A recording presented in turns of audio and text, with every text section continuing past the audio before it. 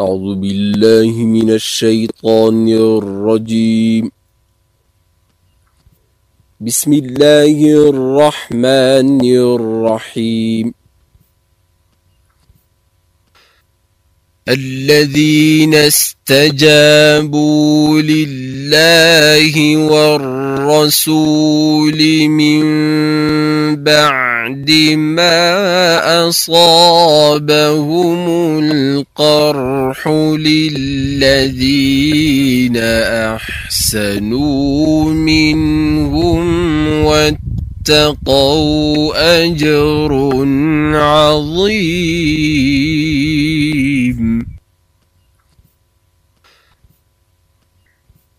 الذين قال لهم الناس إن الناس قد جمعوا لكم فاخشوهم فزادهم إيمانا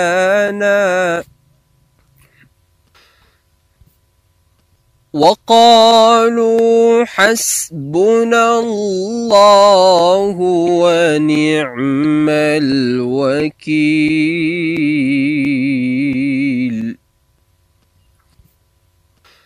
فانقلبوا بنعمة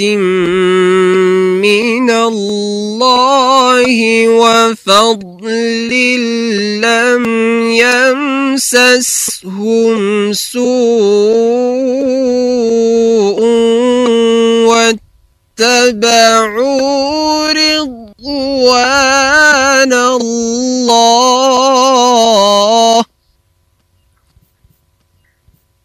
والله ذو فضل عظيم.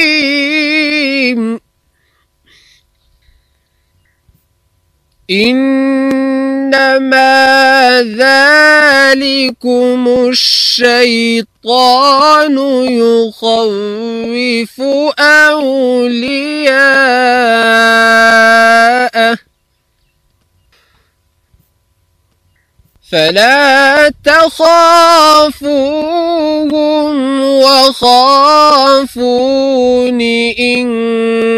كنتم مؤمنين.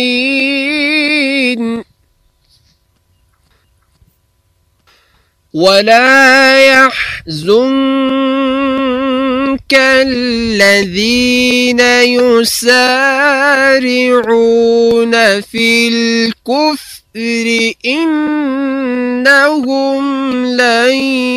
يضروا الله شيئا يريد الله ألا يجعل لهم حظا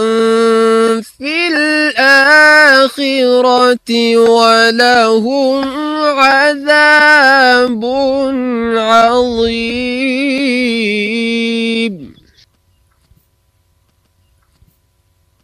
إن الذين اشتروا الكفر بالإيمان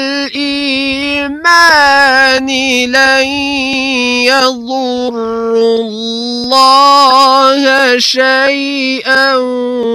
ولهم عذاب أليم. ولا يحسبن الذين كفروا أنما نملي لهم خير لأنفسهم إنما نملي لهم ليزدادوا إثما ولهم عذاب مهين.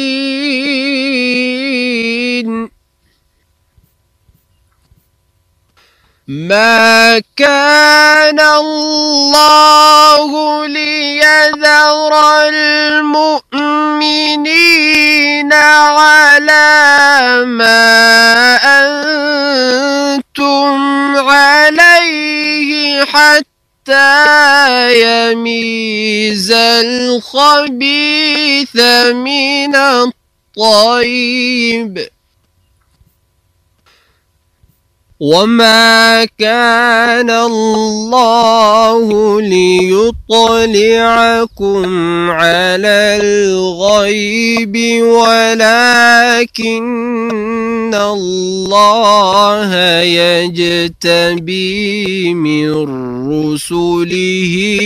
من يشاء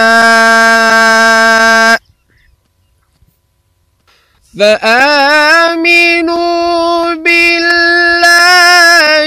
ورسله وإن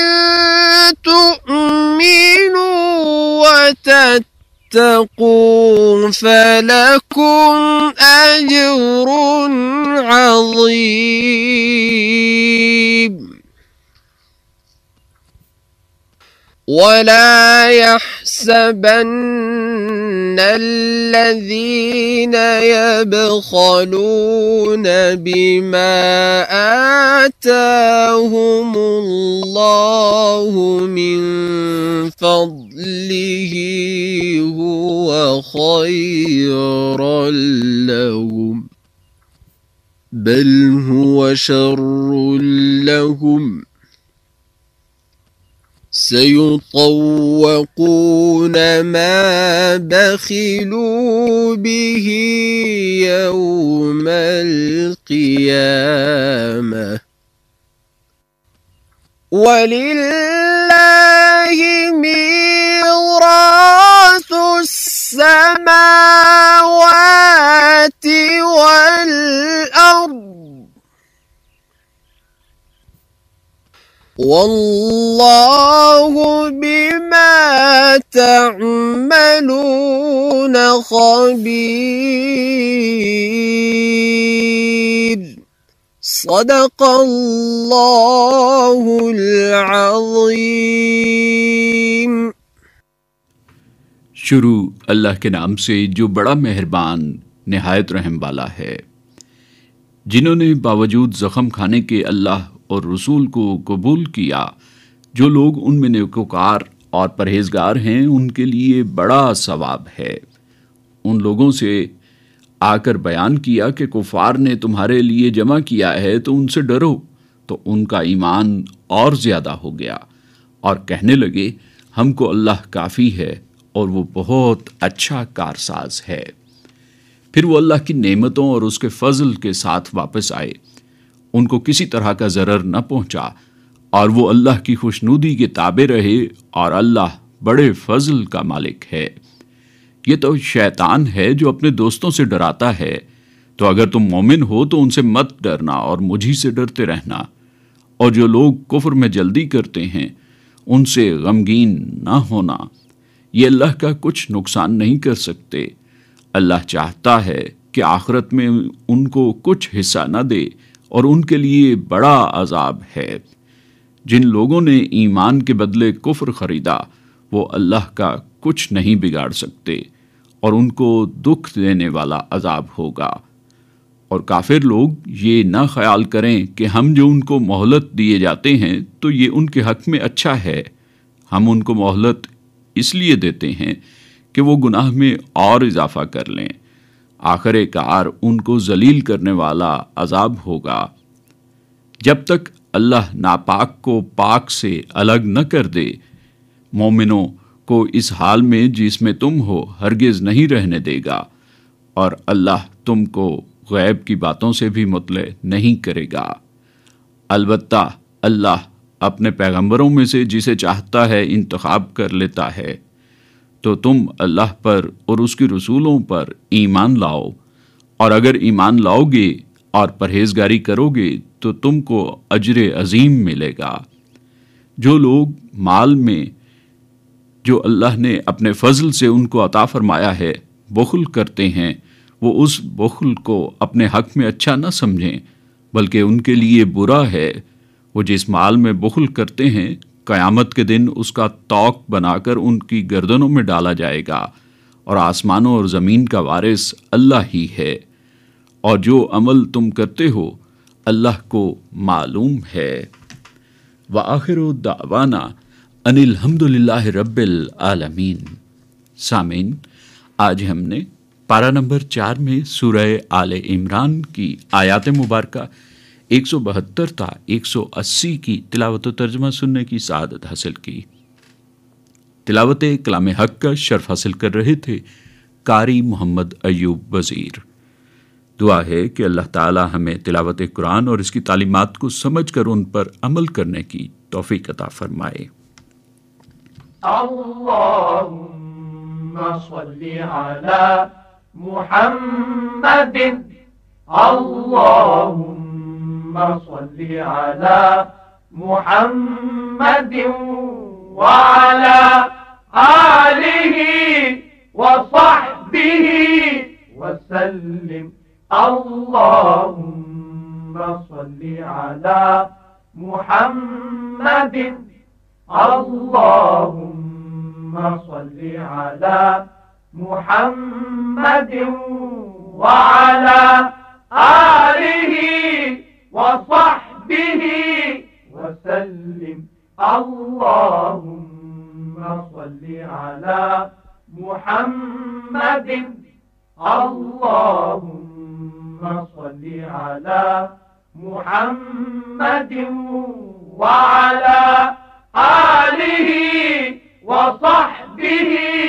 وسلم۔ ارشاد رب العزت ہوا، اور جو کچھ آسمانوں میں ہے اور جو کچھ زمین میں ہے سب اللہ ہی کا ہے، وہ جسے چاہے بخش دے اور جسے چاہے عذاب کرے، اور اللہ بخشنے والا مہربان ہے۔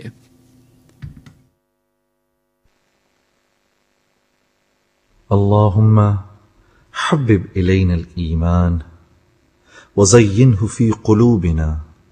وکرہ الینا الکفر والفسوق والعصیان واجعلنا من الراشدین۔ اے اللہ، ایمان کو ہمارے لیے محبوب بنا دیں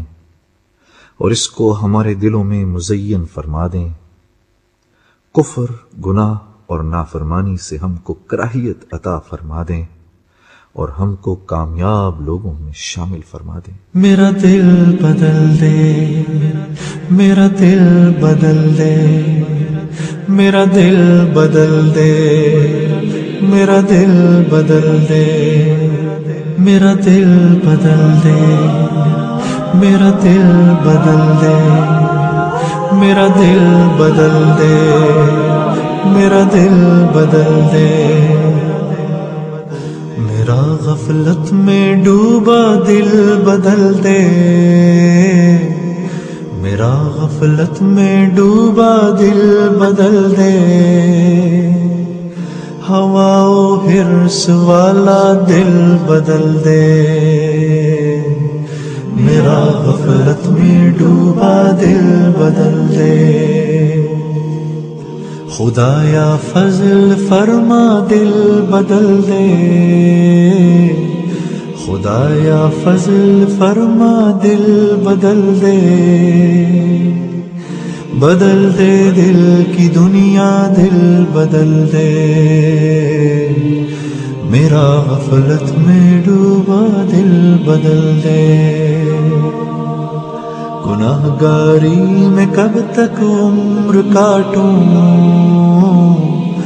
گناہگاری میں کب تک عمر کاٹوں۔ بدل دے میرا رستہ دل بدل دے، سنوں میں نام تیرا دھڑکنوں میں، سنوں میں نام تیرا دھڑکنوں میں۔ مزہ آ جائے مولا دل بدل دے، میرا غفلت میں ڈوبا دل بدل دے۔ ہٹا لوں آنکھ اپنی ماں سوا سے، ہٹا لوں آنکھ اپنی ماں سوا سے، جیوں میں تیری خاطر دل بدل دے، میرا غفلت میں ڈوبا دل بدل دے، کروں قربان اپنی ساری خوشیاں، کروں قربان اپنی ساری خوشیاں، تو اپنا غم عطا کر دل بدل دے، سہل فرما مسلسل یاد اپنی، سہل فرما مسلسل یاد اپنی، خدایا رحم فرما دل بدل دے، میرا دل بدل دے، میرا دل بدل دے، میرا دل بدل دے، میرا دل بدل دے، پڑا ہوں تیرے در پہ دل شکستہ، پڑا ہوں تیرے در پہ دل شکستہ، رہوں کیوں دل شکستہ دل بدل دے، میرا غفلت میں ڈوبا دل بدل دے، تیرا ہو جاؤں اتنی آرزو ہے، تیرا ہو جاؤں اتنی آرزو ہے، بس اتنی ہے تمنا دل بدل دے، میری فریاد سن لے میرے مولا، میری فریاد سن لے میرے مولا، بنا لے اپنا بندہ دل بدل دے، میرا غفلت میں ڈوبا دل بدل دے، دل مغموم کو مسرور کر دے، دل مغموم کو مسرور کر دے، دل بے نور کو پر نور کر دے،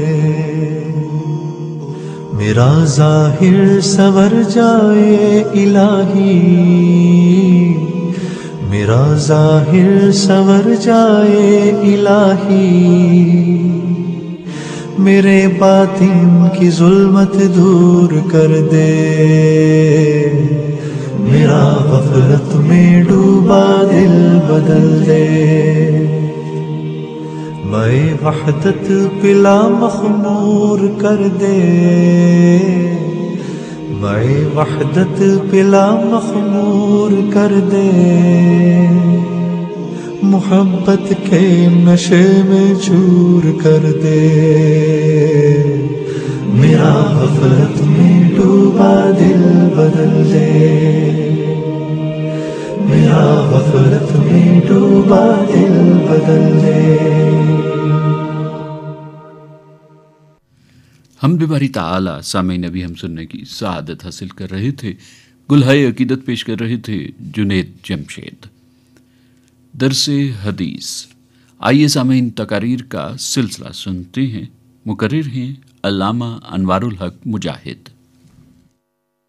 نحمده ونصلی علی رسوله الکریم، اما بعد،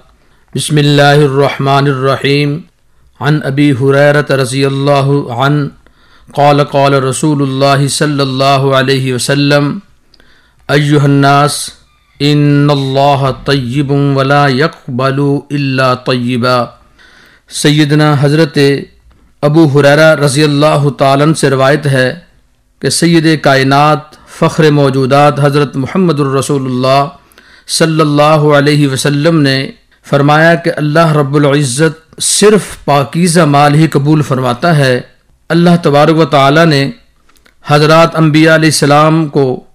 مومنین کرام کو بھی اسی بات کا حکم دیا ہے۔ فرمان نبوی ہے،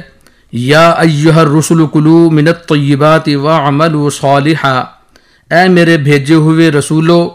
ہمیشہ پاک چیز کھاؤ اور ہمیشہ صالح اعمال کرو۔ اور دوسرے مقام پر پھر فرمایا، یا ایہا الذین آمنوا کلوا من الطیبات ما رزقناکم، اے ایمان والو جو ہم نے تمہیں پاک چیزیں بطور رزق عطا کی ہیں انہی سے کھاؤ۔ حضور اکرم صلی اللہ علیہ وسلم نے ان آیات کی تلاوت و تشریح کے بعد صحابہ کرام سے خطاب فرماتے ہوئے فرمایا، ایک شخص ایک لمبا سفر کر کے آ رہا ہوتا ہے، غبار سے اٹکا ہوا ہوتا ہے، گرد آلود اس کا چہرہ ہوتا ہے، اس حالت میں اپنے دونوں ہاتھ دعا کے لیے آسمان کی طرف پھیلاتا ہے، اے میرے رب، اے میرے رب، اور اپنے لیے اپنے رب سے دعائیں مانگتا ہے، مگر افسوس کہ اس شخص کا کھانا پینا حرام ہے، اس کا پینا اور اس کے ساتھ ساتھ اس کا لباس جو خرید کر اس نے پہنا وہ بھی حرام کی کمائی سے، اور فرمایا کہ اس کے جسم کی پرورش جو ہوئی ہے وہ بھی حرام کے مال سے ہوئی ہے، اس لیے اس کی دعا قبول نہیں ہوتی۔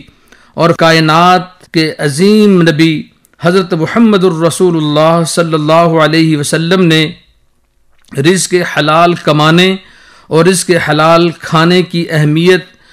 بہت مقامات پر فرمائی، اور صحابہ کرام کو بار بار اس بات کی ترغیب بھی دی اور ان کی تربیت بھی فرمائی، کبھی اپنے محبوب رب کے حکم کے ساتھ، کبھی اپنے عادات مبارکہ کے ساتھ۔ ہر شخص کو ہمیشہ حلال مال کھانے کی ہی آپ نے تلقین فرمائی اور حلال طریقے سے کمائی کرنے کا حکم فرمایا۔ دولت سے لباس بنانا چاہتے ہو، بود و باش کے لیے رہائش گاہ حاصل کرنا چاہتے ہو تو حلال طریقے سے بنائی ہوئی اس کمائی سے اس کو تیار کرو اور خریدو۔ حرام کی کمائی سے انسان اس قدر پریشانیوں میں مبتلا ہو جاتا ہے کہ اس کی حرام کی کمائی اس کے لیے وبال جان بن جاتی ہے۔ شریعت اسلامیہ میں جن چیزوں کو حرام قرار دیا گیا ہے ان کی دو قسمیں ہیں، ایک وہ جو بذات خود انسان حلال ہے لیکن اسے حرام کر بیٹھتا ہے، وہ کیا ہے؟ حلال گوشت ہے لیکن وہ حرام کی کمائی سے خریدتا ہے، اور حلال گھر جو کہ حلال کمائی سے بنایا جا سکتا تھا لیکن اس نے اس کمائی کو حرام کے ذریعے سے اکٹھا کیا، یعنی کہ اس نے رشوت کے مال سے، سود کے مال سے، اور اس نے ہیرا پھیری اور فراڈ اور دھوکے سے لوگوں کو لوٹا اور فراڈ کر کے مال اس سے ہتھیارا، حالانکہ یہ مال حلال تھا۔ اگر حلال طریقے سے کمایا جاتا، کیونکہ یہ روپے پیسے جو ہیں یہ حرام نہیں لیکن ان کے کمانے کے طریقے حرام ہیں، جس طرح رب العالمین نے حرام چیزوں کا گوشت کھانے سے منع فرمایا اور ان کے اوپر اگر تکبیر پڑھ دی جائے، اللہ اکبر کی تکبیر سے اسے ذبح بھی کر دیا جائے لیکن وہ حرام ہی رہتا ہے، وہ حلال نہیں ہو سکتا۔ اسی طرح اگر کسی نے کوئی مال کمایا ہوا ہے وہ حرام کا مال ہے، حرام کا جو مال ہے اسے وہ چاہے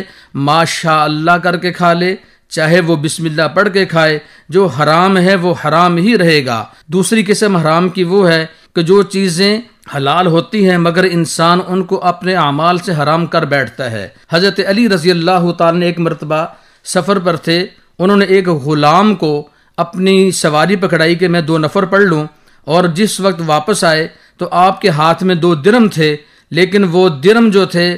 دینے کے لیے جس غلام کو آپ باہر تشریف لائے وہ وہاں موجود نہیں تھا۔ حضرت کے گھوڑے کی لگام اتار کر وہ چلا گیا۔ حضرت بازار میں گئے، دیکھا تو پہلی دکان پر وہ لگام لٹک رہی ہے۔ حضرت نے پوچھا بھائی یہ کتنے کی ہے؟ انہوں نے کہا کہ 2 درم کی۔ تو حضرت نے فرمایا کتنا افسوس کی بات ہے کہ اس شخص کے لیے میں نے یہ 2 درم حلال کے اس کو دینا چاہے لیکن اس نے جلد بازی میں حرام اختیار کر لیا، حالانکہ وہ درم 2 کے لیے حلال ہو سکتے تھے لیکن اس نے طریقہ جو استعمال کیا ہے وہ حرام طریقہ استعمال کیا۔ اس طرح روپے پیسہ پاک چیز ہے، چاندی اور سونے کے درم و دینار یا کسی بھی دھات سے بنائے ہوئے سکے ہوں یا کاغذ پر چھپے ہوئے نوٹ، یہ سب حلال اور طیب ہیں، اور مگر انسان اپنے عمل سے انہیں حرام کر لیتا ہے۔ مثلا کسی کی چوری ڈکیتی کر لی، ہتھیار لیا، لوگوں کو دھوکے سے مال اکٹھا کیا، حالانکہ اس طرح کے کاموں سے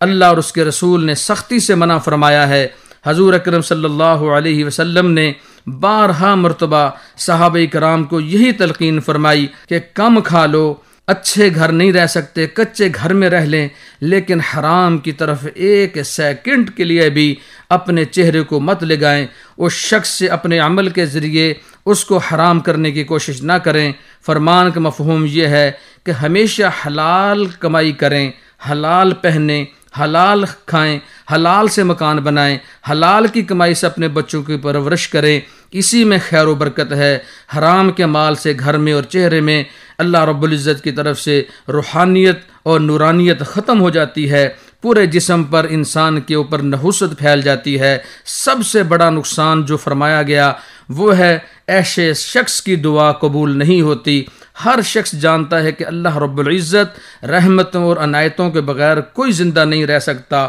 وہی سب کا مالک اور خالق ہے، سب کو رزق دینے والا اللہ ہی ہے، سب کی بگڑی بنانے والا اللہ ہی ہے، ہر کسی بیمار کو شفا دینے والا اللہ ہی ہے، ہر مشکل میں کام آنے والے اللہ کی ذات ہی ہے۔ اگر وہی ناراض ہو گیا باقی بچے گا کیا؟ ہمارے پیغمبر حضور اکرم صلی اللہ علیہ وسلم نے ارشاد فرمایا کہ جو شخص حرام کا لقمہ پیٹ میں ڈال کر حرام کی کمائی سے لباس پہن کر ریاضت مشقت سے ایک لمبا سفر کر کے مثلا عمرہ اور حج کے لیے بھی چلا جاتا ہے، وہاں اپنے لیے دعائیں مانگتا ہے، ایسے شخص کی نہ دعائیں قبول ہوتی ہیں، نہ عمرہ قبول ہوتا ہے، نہ حج قبول ہوتا ہے، نعوذ باللہ من ذالک۔ ان پورے فرمودات عالیہ کا ترجمہ مفہوم یہ ہے کہ ہر انسان کو ہمیشہ حلال کھانے پینے کی طرف ہی توجہ دینی چاہیے، حرام کی طرف اسے سوچنا بھی نہیں چاہیے، حرام سے ہمیشہ بچنا چاہیے۔ ایک جگہ پر حضور اکرم صلی اللہ علیہ وسلم نے فرمایا اگر کوئی شخص نمازیں پڑھ کے اور کھڑے ہو کے نوافل لمبے لمبے تلاوتیں کر کے پڑھتا رہے اور روزے رکھ کے اپنے آپ کو وہ کمزور کر لے اور باریک لکڑی کی طرح کر لے، لیکن اس نے حرام کھایا ہوا ہے، اس کی نہ نماز قبول ہوگی نہ اس کا روزہ قبول ہوگا۔ ہمیں چاہیے کہ ہم اپنے حبیب نبی اکرم صلی اللہ علیہ وسلم کے طریقے کے مطابق زندگی گزاریں۔ دعا ہے کہ اللہ رب العزت ہم سب کو اپنا اور اپنے پیارے پیغمبر حضور اکرم صلی اللہ علیہ وسلم کے فرمان کے مطابق زندگی گزارنے کی توفیق عطا فرمائے۔ وآخر دعوانا ان الحمد للہ رب العالمین۔ درس حدیث تقاریر کا سلسلہ سامعین ابھی ہم سن رہے تھے، جس میں آج ہم نے علامہ انوار الحق مجاہد کی گفتگو سنی۔ اوڑی ہے عقیدت کی ردا نعت سے پہلے، اوڑی ہے عقیدت کی ردا نعت سے پہلے، چھو آیا ہوں میں عرش علا نعت سے پہلے، چھو آیا ہوں میں عرش علا نعت سے پہلے، یہ ذکر محمد وہ عبادت ہے کہ جس میں، یہ ذکر محمد وہ عبادت ہے کہ جس میں شامل ہے میرے ساتھ خدا نعت سے پہلے، شامل ہے میرے ساتھ خدا نعت سے پہلے،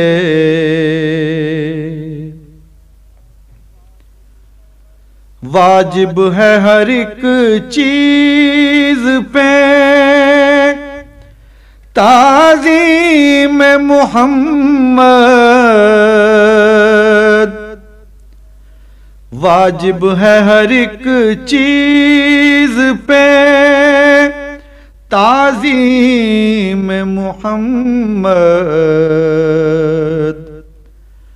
ہر چیز ہے مصروف ثنا نعت سے پہلے، ہر چیز ہے مصروف ثنا نعت سے پہلے،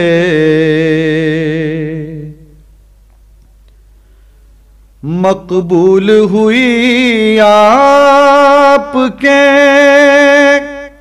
فیضان کرم سے، مقبول ہوئی آپ کے فیضان کرم سے، ہونٹوں پہ جو آئی تھی دعا نعت سے پہلے، ہونٹوں پہ جو آئی تھی دعا نعت سے پہلے،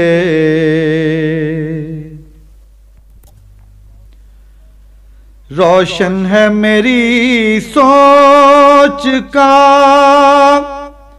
ہر ایک دریچہ، روشن ہے میری سوچ کا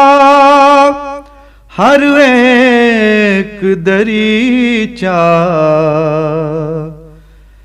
جیسے ہو مدینے کی فضا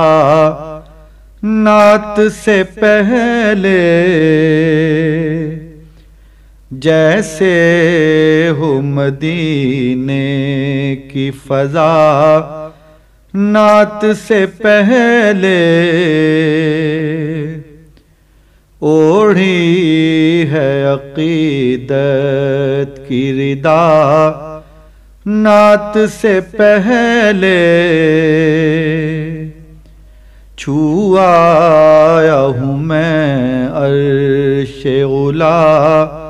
نعت سے پہلے۔ ہدیہ نعت حضور سرور کائنات صلی اللہ علیہ وآلہ وسلم پیش کرنے کی سعادت حاصل کر رہے تھے محبوب حمدانی، اور سامعین یہ نعتیہ کلام رضا عباس رضا کا تھا۔ روشنی۔ آئیے سامعین اعلیٰ اخلاقی قدروں پر مبنی سلسلہ سنتے ہیں، مقرر ہیں خالد رحمان۔ خاتون وکالت کے پیشے سے وابستہ تھیں اور قانون کے حوالے سے ہی 2 کمپنیوں میں انچارج تھیں۔ انہوں نے بتایا کہ عدالتوں میں مقدمات کی سماعت، سائرین سے ملاقاتیں اور بہت سی دیگر ذمہ داریاں تھیں، جس کی وجہ سے مجھے سفر بھی بہت زیادہ کرنا پڑتا، لیکن میرے لیے کچھ بھی بوجھل نہ تھا۔ میں ان ساری ذمہ داریوں کو پورا کرنے میں لگی رہتی تھی۔ صحت کے حوالے سے مجھے کوئی مسئلہ نہ تھا، نہ صرف اچھی خوراک کھاتی تھی بلکہ باقاعدہ اپنا طبی معائنہ بھی کراتی تھی اور ورزش بھی کرتی تھی۔ بتاتی ہیں کہ ایک روز مجھے اپنی گردن میں اکڑاہٹ محسوس ہونا شروع ہوئی۔ فوری طور پر کسی ڈاکٹر کو دکھانے کی بجائے از خود ہی کچھ دوائیاں لیں اور دوبارہ کام میں مشغول ہو گئی، لیکن پھر کانوں میں کچھ عجیب سی آوازیں آتی محسوس ہوئیں تو ناک کان اور گلے کے ماہر کو دکھایا۔ بولی ڈاکٹر نے معائنے کے بعد صحت مند قرار دیا اور درد دور کرنے کے لیے کچھ ادویات دیں۔ چند روز کے لیے افاقہ ہوا، لیکن جب ادویات کا استعمال بند کیا تو گردن میں اکڑاہٹ اور درد دوبارہ شروع ہو گیا۔ اگلے مراحل میں 4-5 مرتبہ مختلف امراض کے ماہرین سے رابطہ ہوا، لیکن تشخیص کے اعتبار سے کوئی پیش رفت نہ ہوئی۔ مختلف ڈاکٹروں کی رائے اس اعتبار سے مختلف تھی کہ تکلیف کا آخر سبب کیا ہے، اور ظاہر ہے کہ اس صورت میں علاج کے لیے بھی کوئی واضح لائحمل نہیں بن سکا۔ بتاتی ہیں کہ پھر میرے دائیں ہاتھ کی حرکت بے قابو ہو گئی، وہ خود بخود حرکت کرنے لگا۔ اچانک چہرے میں چبھن اور سنسناہٹ شروع ہو جاتی، بولنے میں دشواری کا سامنا کرنا پڑتا، اکثر زبان بند ہو جاتی۔ اب خیال آتا ہے کہ ان علامتوں کے حوالے سے فالج کے امکانات پر غور کیا جانا چاہیے تھا، لیکن معلوم نہیں کیوں کسی کو بھی اس کا شک نہ ہوا۔ حتیٰ کہ CT اسکین بھی ہوا، لیکن اس میں بھی فالج کا حملہ ظاہر نہ ہوا۔ البتہ کچھ دن بعد ٹانگ میں کمزوری کے احساس ہونے پر دوبارہ ہسپتال گئی تو مختلف ٹیسٹوں کے دوران یہ بات سامنے آئی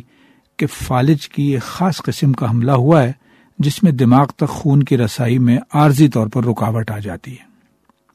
چند روز بعد تو پورے جسم نے حرکت کرنا چھوڑ دی، حتیٰ کہ خاتون کوما میں چلی گئیں۔ 25 روز تک انتہائی نگہداشت کے وارڈ میں رہنے کے بعد کوما سے باہر آنے کی کیفیت کو یاد کرتے ہوئے بتاتی ہیں، میں تو رو بھی نہیں پا رہی تھی، صرف اپنے ارد گرد نرسوں کی آوازیں سن سکتی تھی۔ ایسا لگتا تھا کہ جیسے آپ کو دفنا دیا گیا ہو اور آپ کے جسم پر بھاری پتھر رکھ دیے گئے ہوں، اور یہ پتھر آپ کو حرکت کرنے سے روک رہے ہوں۔ آئندہ دنوں میں فزیو تھراپی کا سلسلہ جاری رہا۔ اس وقت کے بارے میں وہ یاد کرتی ہیں کہ مکمل ہوش میں ہونے کے باوجود شروع میں تو بس میں آنکھ ہی جھپک سکتی تھی۔ ان کے معالجین نے بھی بتایا کہ ہم ان کی دن میں 3 بار تھراپی کرتے تھے۔ وہ بہت تکلیف میں تھیں، لیکن اس کا اظہار نہیں کر سکتی تھی، صرف ان کی آنکھوں سے آنسو بہتے تھے۔ پھر خاتون نے زندگی کی ایک بہت اہم سچائی بیان کی۔ بولی، اس تکلیف دہ کیفیت میں مجھے یہ خیال بھی آیا کہ میرے اکاؤنٹ میں پیسہ ہے، لیکن یہ میرے کس کام کا ہے؟ پھر صورتحال تبدیل ہونا شروع ہوئی۔ 2 ماہ کے عرصے میں خاتون نے بولنا شروع کیا۔ وہ جو ویل چیئر پر بیٹھنے کے قابل بھی نہ تھیں، آہستہ آہستہ چلنے کے قابل ہو گئیں۔ مریضہ کے بقول، اس دوران میں نے کھانا کھانا، دانت برش کرنا، سونا، نیند سے جاگنا، کپڑے پہننا، لکھنا، سب کچھ دوبارہ سیکھا۔ صحت بحالی کا عمل پھر تیز رفتاری سے آگے بڑھا اور بالآخر 1 برس کے عرصے میں وہ خود کو سنبھالنے کے قابل ہو گئیں۔ معالج کے خیال میں ان کی پیشہ ورانہ زندگی میں بحالی کا یہ تیز ترین کیس تھا جسے معجزہ ہی قرار دیا جا سکتا ہے، کیونکہ ان کے دماغ کے جن حصوں کو فالج سے نقصان پہنچا تھا، اس میں وہ حصہ بھی شامل تھا جو انسانی جسم کی حرکات و سکنات کو کنٹرول کرتا ہے۔ ہسپتال کے نیورو سرجری کے شعبے کے محقق نے بھی تبصرہ کیا کہ اس قسم کے مریض کی صحت کی بحالی نہ عام ہے اور نہ ہی معمولی ہے۔ تاہم حقیقت یہ ہے کہ ہمارا جسم حیرت انگیز توانائی سے بھرا پڑا ہے، اور جب یہ توانائی متحرک ہو جائے تو دنیا میں کچھ بھی ناممکن نہیں ہے۔ ایمان رکھنے والوں کے لیے اس پیغام کی بھی اس میں یاد دہانی ہے کہ دنیا اگرچہ اسباب کی بنیاد پر چلتی ہے، لیکن ایک ہستی ایسی بھی ہے جو اسباب کی فراہمی کے ظاہری انتظام کے بغیر بھی اسباب فراہم کر دیتی ہے۔ روشنی، اعلیٰ اخلاقی قدروں پر مبنی سلسلہ سامعین ابھی ہم سن رہے تھے، جس میں آج ہم نے خالد رحمان کی گفتگو سنی۔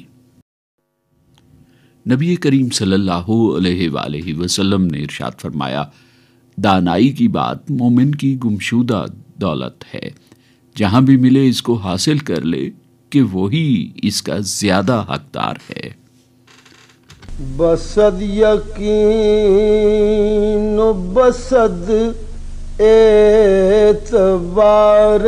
دیدوری،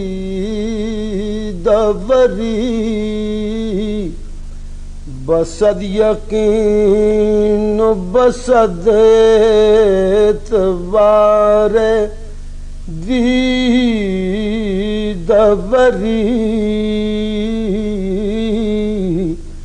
ہے تیری ذات پہ تکمیل عظمت بشری، ہے تیری ذات پہ تکمیل عظمت بشری، تیرے وجود پہ فہرست انبیاء ہے تمام، تجھی پہ ختم ہے روح الامی کی نام بری، ہے ایک تو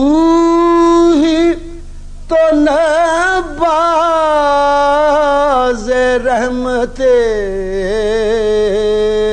یزداں، ہے صرف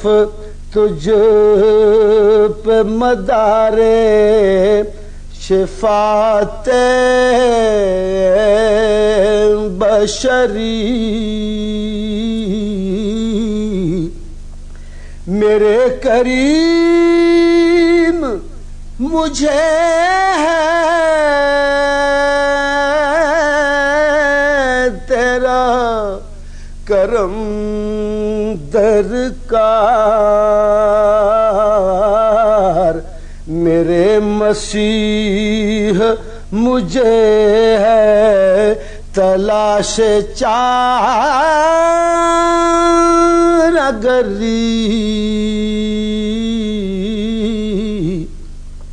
میرے مسیح مجھے ہے تلاش چارگری تیرے حضور بصد شرم لے کے آیا ہوں کچھ آنسوؤں کا تلا تم کچھ آنسوؤں کی تری بنا لے پھر ہمیں اپنا کہ رحمت عالم دلوں میں بے خبری ہے دعا میں بے اثری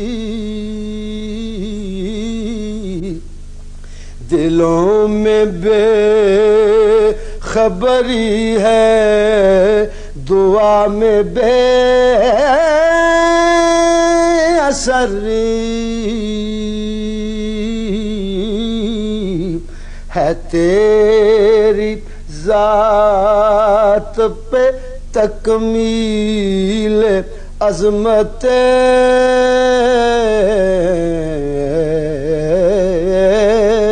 بشری ہے تیری ذات پہ تکمیل عظمت بشری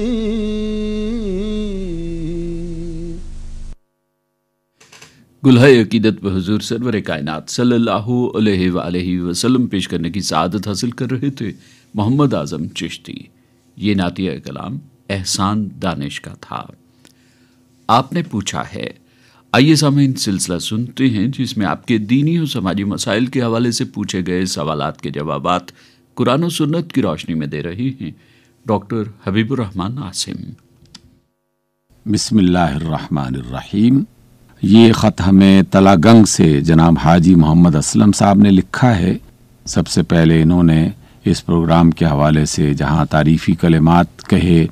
وہ اللہ تعالیٰ سے دعا بھی کی کہ اللہ تعالیٰ اس پروگرام کے جو کرنے والے ہیں ان کے علم میں اور ان کی عمر میں برکت عطا فرمائے. آمین. اللہ تعالیٰ جو ہے وہ ہم سب کو اس بات کی توفیق دیتا رہے کہ جب تک زندگی ہے اللہ کے پیغام کو اور اللہ کے رسول کے پیغام کو سننے والوں تک پہنچانے کا یہ کام ہوتا رہے، اور ریڈیو پاکستان کو بھی اللہ تعالیٰ یہ توفیق مستقل دیتا رہے کہ یہ اتنا عظیم الشان کام جو ایک طویل عرصے سے ریڈیو پاکستان کے ذریعے سے ہو رہا ہے، اللہ تعالیٰ اس کو جاری رکھنے کی توفیق بھی دیتا رہے اور اس میں آسانیاں پیدا کرے. جناب حاجی محمد اسلم صاحب نے یہ بات لکھی ہے کہ میں آپ کے پروگرام سنتا ہوں حی علی الفلاح اور ایک طویل عرصے سے سن رہا ہوں، لیکن قرآن پاک کی تلاوت جو ہوتی ہے تو ناظرہ تلاوت کے بارے میں یہ ایک خلش ہے. بعض لوگ کہتے ہیں کہ وضو کے بغیر تلاوت نہیں کی جانی چاہیے، چاہے جسم صاف ہو کپڑے صاف ہوں تب بھی، لیکن کیا کوئی شخص اگر ایسی حالت میں تلاوت کرنا چاہے تو اسے اجازت ہے؟ جناب حاجی محمد اسلم صاحب، سب سے پہلی بات تو یہ ہے کہ جو شخص بھی تلاوت قرآن کرنا چاہتا ہے اللہ تعالیٰ اسے اس کی توفیق دیتا رہے، اور یہ ایک بہت ہی پاکیزہ اچھا بابرکت کام ہے. اور اگر اس تلاوت کو سمجھنے کے لیے بھی باقاعدہ اس کی کوشش کر لی جائے تو یہ اور زیادہ بہتر ہے. سمجھنے کے ساتھ ساتھ اس پر عمل کر لیا جائے تو یہ مزید زیادہ بہتر عمل ہے. لیکن ناظرہ قرآن جو ہے رسول اللہ صلی اللہ علیہ وسلم کے فرمان کے مطابق، چونکہ اس میں اللہ تعالیٰ نے بڑا اجر رکھا ہوا ہے اور اس کے ایک ایک حرف پر 10 نیکیاں ملتی ہیں، تو تمام علماء کا اس بات پر اتفاق ہے کہ اگر کوئی شخص زبانی قرآن مجید کی تلاوت کرنا چاہتا ہے اور وہ کر رہا ہے تو چاہے وہ وضو میں ہو یا نہ ہو وہ تلاوت کر سکتا ہے، سوائے ان حالتوں میں کہ جب کسی فرد پر غسل واجب ہو جاتا ہے تو اس حالت میں وہ تلاوت نہ کرے، لیکن اگر ایسی صورتحال نہیں ہے تو بغیر وضو کے بھی زبانی تلاوت تو بالاتفاق کی جا سکتی ہے، اس میں کوئی مسئلہ نہیں ہے۔ لیکن اگر کوئی شخص تلاوت قرآن کے لیے باقاعدہ مصحف کو ہاتھ میں لے کر اس کی تلاوت کرنا چاہتا ہے تو اس میں علماء کے 2 نقطۂ نظر ہیں، دونوں میں سے کوئی بھی طریقہ اختیار کر لیا جائے تو اس میں کوئی حرج نہیں ہے، کیونکہ تفسیر میں اور اس آیت کے فہم میں کچھ تھوڑا سا اختلاف کیا جاتا ہے۔ عام طور پر یہ آیت قرآن مجید کے مصاحف پر لکھی جاتی ہے کہ لا یمسہ الا المطہرون، کہ اس کو سوائے جو پاکیزہ ہستیاں ہیں اس کے علاوہ کوئی نہیں چھوتا۔ تو اس سے مراد بعض لوگوں نے یہ لی کہ جو شخص بھی تلاوت کرنا چاہے وہ وضو کرے اور باقاعدہ وضو کرتے ہوئے اس کی تلاوت کا اہتمام کرے۔ یقیناً اس بات میں کوئی شک نہیں کہ جو شخص بھی اس اہتمام کے ساتھ قرآن مجید کی تلاوت کرے گا اس کے اجر میں، اس کی برکت میں بہت زیادہ اضافہ ہوگا۔ لیکن اس آیت کا جو شان نزول ہے وہ بنیادی طور پر صرف ایسا نہیں ہے کہ یہ تلاوت قرآن مجید یا ناظرہ تلاوت کرنے والوں کے لیے یہ آیت نازل ہو، یہ تو اس اعتراض کے جواب میں حقیقت میں وضاحت کی گئی کہ جب لوگوں نے یہ اعتراض کیا کہ یہ قرآن جو ہے یہ مختلف جنات اور مختلف جو کاہن اور اس طرح کے جو قوتیں ہیں غیر مرئی اور مرئی قوتیں وہ اس میں مداخلت بھی کرتی رہتی ہیں اور نعوذ باللہ رسول اللہ صلی اللہ علیہ وسلم سے سن کے یہ آگے پہنچا دیتے ہیں، تو اللہ تعالیٰ نے اس کی وضاحت فرمائی کہ یہ قرآن اتنے محفوظ مقام پر موجود ہے اور اتنے محفوظ طریقے سے رسول اللہ صلی اللہ علیہ وسلم تک پہنچایا ہے کہ اس میں دنیا کی کوئی طاقت بھی نہ مداخلت کر سکی اور نہ اس میں کسی چیز کا امکان ہو سکتا ہے۔ یہ براہ راست اللہ رب العزت نے لوح محفوظ سے جناب جبریل امین کے ذریعے سے، جو ایک بہت ہی طاقتور امین امانت دار فرشتے تھے، ایک بہت ہی بزرگ اور اعلیٰ ترین ہستی جناب رسول اللہ صلی اللہ علیہ وسلم تک اس کے ایک ایک حرف کو پوری حفاظت اور پوری دیانت کے ساتھ پہنچایا گیا، اور اللہ کے رسول نے بھی اس کے ایک ایک حرف کو پوری دیانت اور امانت کے ساتھ سننے والوں تک منتقل کیا۔ تو یہ آیت در حقیقت اس غلط فہمی کو دور کرنے کے لیے اتاری گئی، لیکن یقیناً اس بات سے انکار نہیں کیا جا سکتا کہ جو شخص باقاعدہ وضو کر کے ذہنی طور پر اپنے آپ کو تیار کر کے ایک پاکیزہ جگہ پر بیٹھ کر اس کی تلاوت کرے گا اس کو اس اہتمام کا اجر اس کے علاوہ ملے گا جو وہ تلاوت قرآن کر رہا ہے۔ لیکن اگر کوئی شخص کسی وجہ سے اور کسی مقام پر اسے یہ موقع مل گیا کہ وہ تلاوت قرآن کرنا چاہتا ہے اور اس وقت وہ وضو کے عالم میں نہیں ہے تو دیکھ کے پڑھ لے، سوائے اس احتیاط کی اور کسی احتیاط کی ضرورت نہیں ہے کہ وہ حروف کو اپنی انگلیوں سے نہ چھوئے، لیکن یہ زیادہ بہتر ہے کہ وہ پاکیزہ حالت میں باوضو ہو کر تلاوت کرے، اور اگر وہ ایسا نہیں کر پا رہا تو بغیر وضو کے بھی پاکیزہ حالت میں جب تلاوت کرنا چاہے اسے تلاوت کرنی چاہیے۔ تلاوت کی اپنی برکتیں ہیں،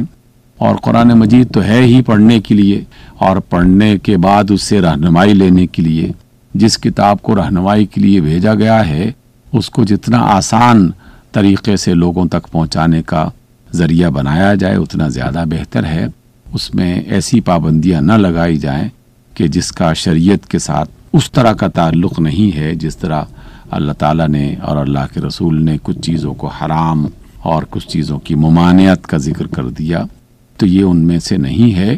قرآن مجید کی تلاوت باوضو کی جائے تو زیادہ برکت ہے، اور اگر وضو نہیں ہے تو زبانی تلاوت کرنے میں قطعاً کوئی حرج ہے ہی نہیں، اور اگر کوئی مصحف موجود ہے اور آدمی اس کو ہاتھ لگائے بغیر اس کو دیکھ کر پڑھنا چاہتا ہے، پڑھتا رہے، یا اس کے مجلد کو ہاتھ سے پکڑ کے اسے بند کرنا چاہے، کھولنا چاہے، تو اس میں بھی کوئی حرج نہیں ہے۔ بعض لوگ احتیاط کے نقطہ نظر سے اس بات کا اہتمام کرتے ہیں کہ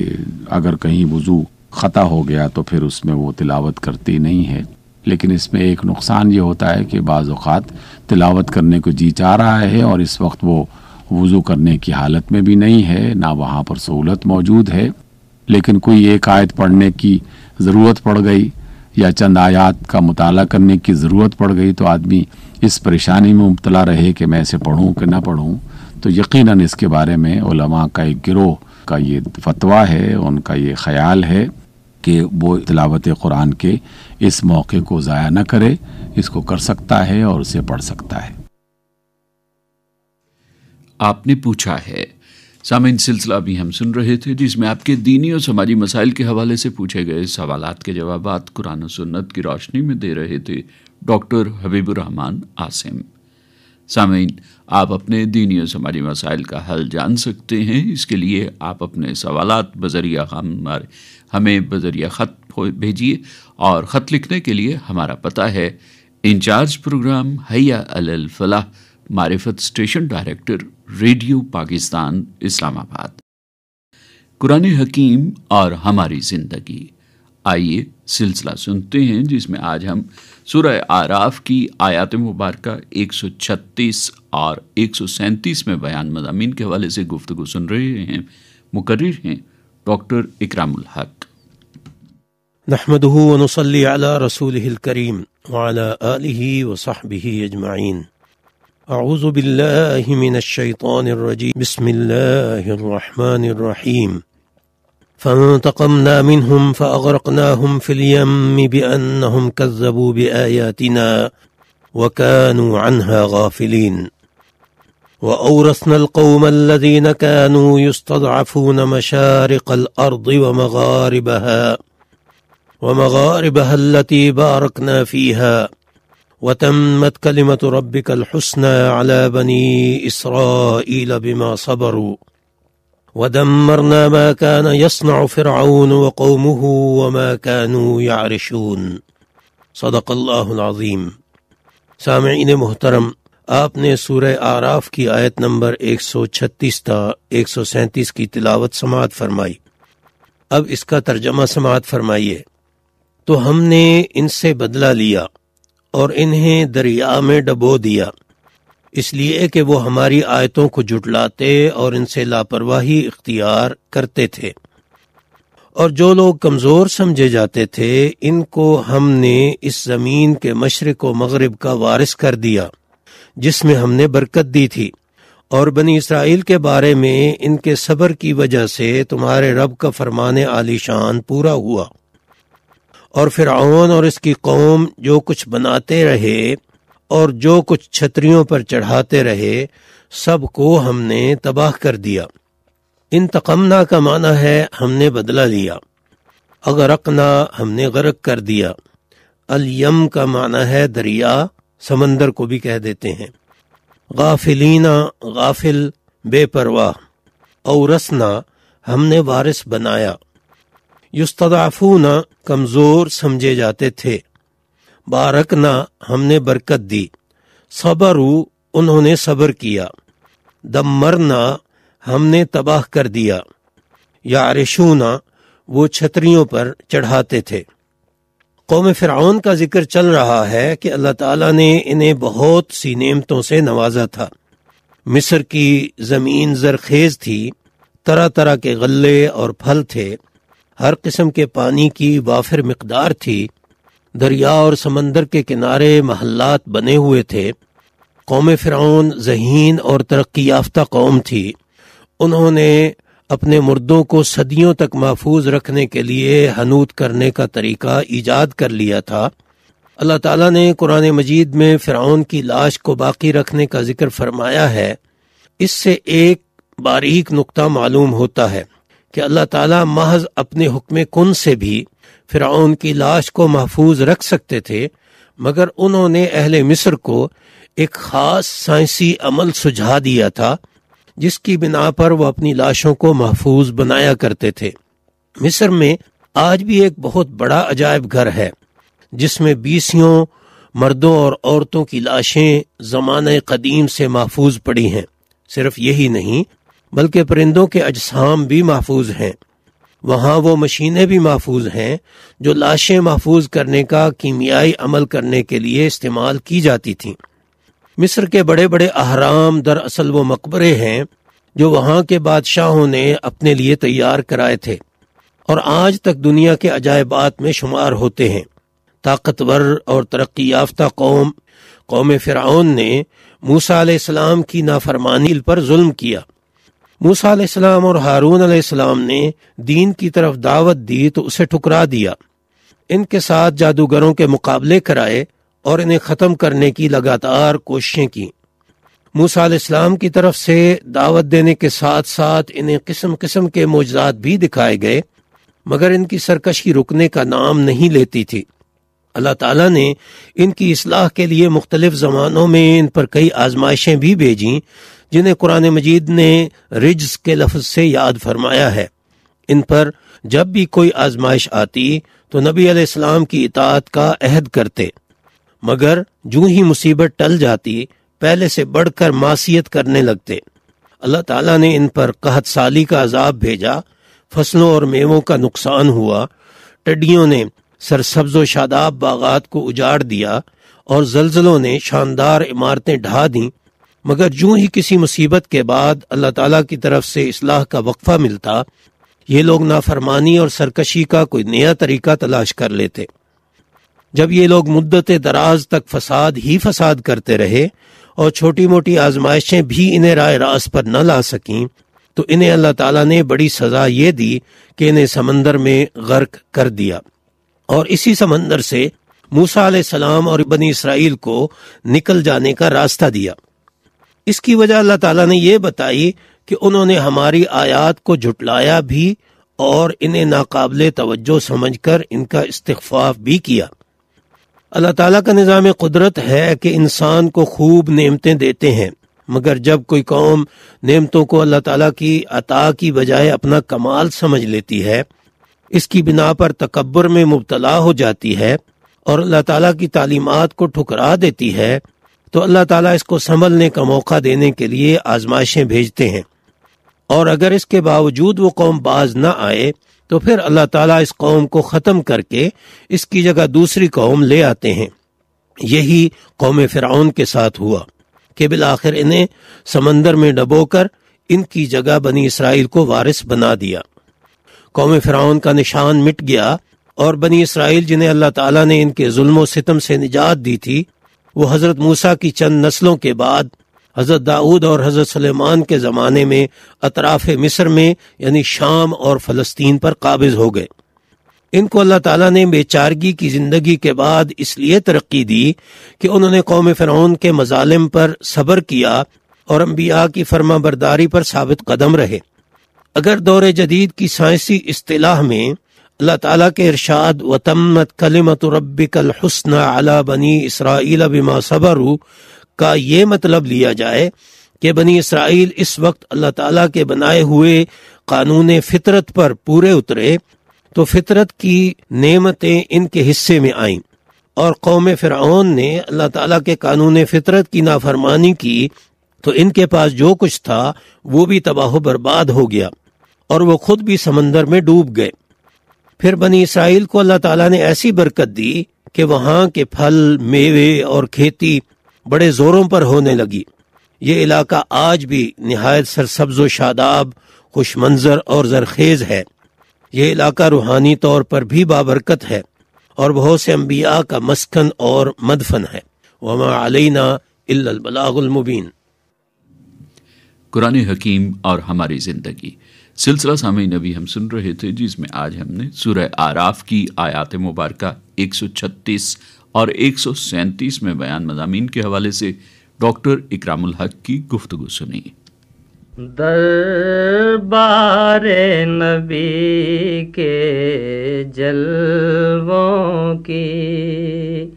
وہ بارش رحمت کیا کہیے،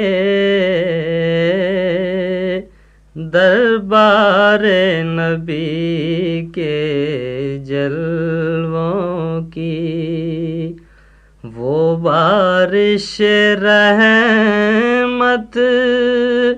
کیا کہیے، وہ صبح کا منظر کیا کہیے، وہ شام کا عالم کیا کہیے، وہ صبح کا منظر کیا کہیے، وہ شام کا عالم کیا کہیے، وہ جنت روح و خلد نظر،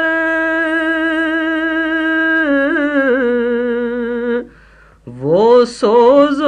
گداز قلب و نظر، وہ جنت روح و خلد نظر،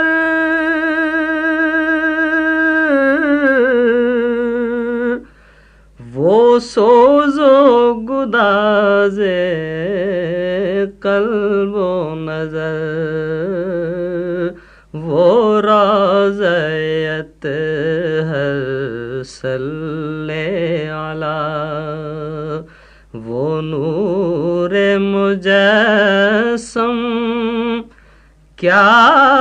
کہیے۔ گلہائے عقیدت پر حضور سرور کائنات صلی اللہ علیہ وآلہ وسلم پیش کر رہے تھے سعید ہاشمی۔ سامعین، آئیے بارگاہ رب العزت میں دعا کے لیے ہاتھ پھیلائیں۔ اللہ رب العالمین والصلاة والسلام علی سید المرسلین وعلی آلہ واصحابہ اجمعین۔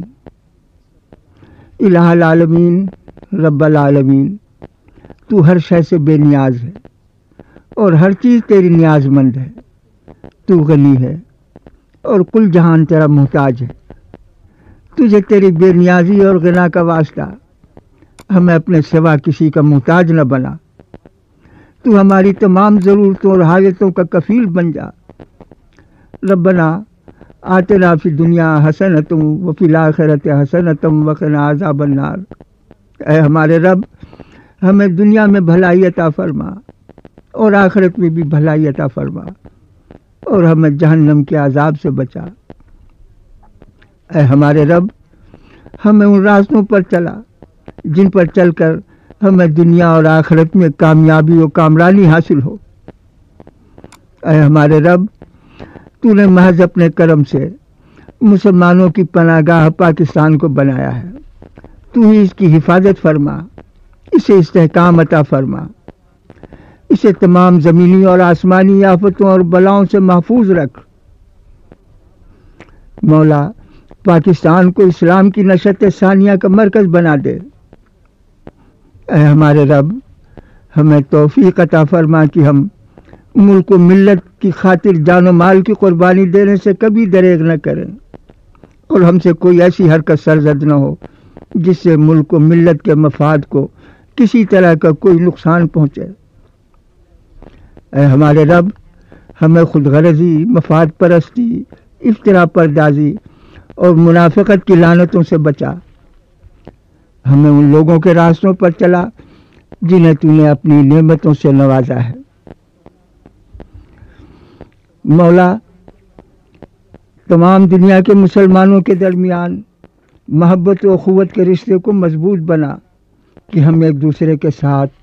ایثار و قربانی کا معاملہ کریں اور آپس کے جنگ و جدل سے بچیں۔ انہیں اشداء علی الکفار و رحماء بینہم کا مصداق بنا۔ اے ہمارے رب ہم تجھ سے ہر وہ چیز مانگتے ہیں جو تجھ سے تیرے حبیب نے مانگی ہے اور ہر اس چیز سے تیری پناہ چاہتے ہیں جس سے تیرے حبیب نے پناہ چاہی ہے۔